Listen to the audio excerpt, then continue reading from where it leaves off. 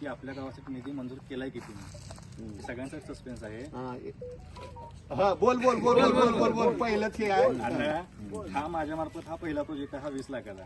सगळ्यांना वाटतं की हे 20 लाखाचा प्रोजेक्ट आहे, पण आता तुम्हाला सांगतो की मी टोटल 90 लाख मंजूर केले.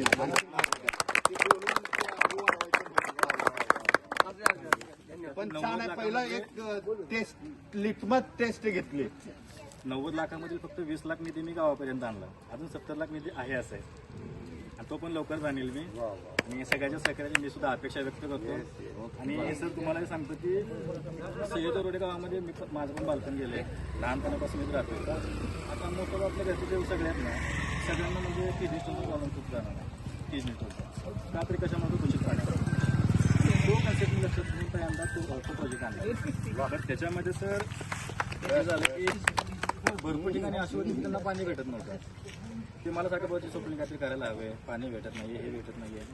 मग मी सांगितलं की स्टार्टपासून जी आपली पाईपलाईन आहे, मला वाटतं की 12 वर्षापासून तुटली आणि सगळ्यांना पाणी भेटत नव्हतं. मग मी स्टार्टपासून म्हणजे आपल्या देवाचा आड आहे, आडापासून पूर्ण जी पाईपलाईन आहे ती पूर्ण पाईपलाईन चेंज करण्याचा निर्णय घेतला. त्यासाठी नवीन मोटर, नवीन पंप, नवीन सर्किट पूर्णपणे ते घेतली. आणि ते जरी झालं तरी पण जे आपले नागरिक आहेत प्रत्येकाला पाण्याचा एक फ्लो भेटत नव्हता.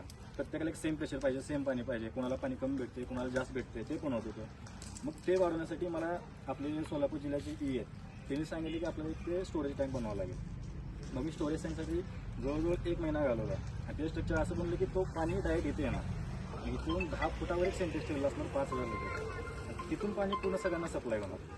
आणि त्याच्यामध्ये आपल्या गावासाठी अजून सगळ्यात महत्त्वाची गोष्ट की आपलं गाव हे आदर्श गाव या पुरस्कारासाठी पुरस्कृत होईल. तर गावामध्ये आपल्याला 2 ग्रीन पॉईंट भेटणार आहेत. एक म्हणजे सौर ऊर्जा. आता आम्ही याच्यामध्ये सौर ऊर्जा पण केलेली आहे, वॉटर फिल्टर पण होते. ॲक्च्युली बघायला गेलं तर हे आरोज आपला प्लांट आहे हा 2 किलोवॅटवर चालेल, पण मी सोलर घेतले 7 किलोवॅटवर. 2 किलोवॅट हे चालेल, म्हणजे 5 किलोवॅटमध्ये जी एनर्जी जनरेट होणार आहे ते आपण MSCBला विकणार. आणि MSCB आहे. आता आपण काय करतो, आपण लाईट बिल वापरतो आणि आपण लाईट बिल पे करतो, पण MSCB आपलं लाईट बिल घेऊन ग्रामपंचायतला पे करेल.